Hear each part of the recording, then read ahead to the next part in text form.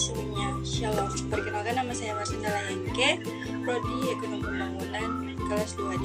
Di sini saya akan membahas tentang sejarah bahasa Indonesia, kedudukan dan fungsinya. Bahasa Indonesia merupakan bahasa persatuan bangsa Indonesia.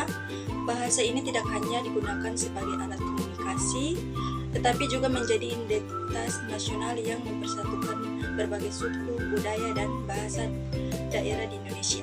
Sejarah bahasa Indonesia berasal dari bahasa Melayu. Sejak zaman dahulu, bahasa Melayu telah digunakan sebagai bahasa hubungan dan perdagangan antara daerah di wilayah Nusantara. Hal ini dapat dibuktikan melalui berbagai presentasi peninggalan kerajaan Sriwijaya yang menggunakan bahasa Melayu kuno. Perkembangan penting bahasa Indonesia terjadi pada tanggal 28 Oktober 1928. Saat para pemuda Indonesia mengikrarkan Sumpah Pemuda. Dalam ikrar tersebut ditegaskan bahwa bahasa persatuan bangsa Indonesia adalah bahasa Indonesia. Peristiwa ini terjadi tonggak sejarah lahirnya bahasa Indonesia sebagai simbol persatuan nasional. Setelah Indonesia merdeka pada tahun 1945, bahasa Indonesia secara resmi ditetapkan sebagai bahasa negara. Hal ini tercantum dalam pasal 36 Undang-Undang Dasar 1945 yang menyatakan bahwa bahasa negara ialah bangsa Indonesia. Kedudukan bahasa Indonesia. Bahasa Indonesia memiliki dua kedudukan penting. Yang pertama, sebagai bangsa nasional.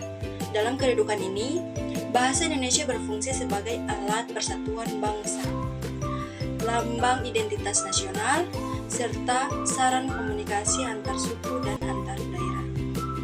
Yang kedua, bahasa Indonesia berkedudukan sebagai bahasa negara.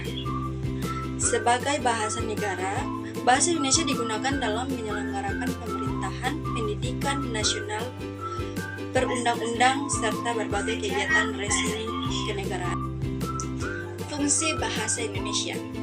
Bahasa Indonesia memiliki beberapa fungsi penting dalam kehidupan masyarakat. Bahasa Indonesia berfungsi sebagai alat komunikasi nasional yang digunakan dalam kehidupan sehari-hari. Selain itu, bahasa Indonesia berfungsi sebagai bahasa pengantar dalam dunia pendidikan, mulai dari tingkat dasar hingga perguruan tinggi. Bahasa Indonesia juga berfungsi sebagai sarana pengembangan ilmu pengetahuan, teknologi, dan kebudayaan. Mulai dari bahasa Indonesia, berbagai pengetahuan dapat disebarluaskan pada seluruh masyarakat. Selain itu, bahasa Indonesia berfungsi sebagai alat pemersatu bangsa di tengah keberagaman suku dan budaya yang ada di Indonesia. Dengan memahami sejarah, kedudukan, dan fungsi bahasa Indonesia, kita sebagai generasi muda diharapkan mampu menghargai dan menggunakan bahasa Indonesia dengan sebaik mungkin. Mungkin saja, terima kasih.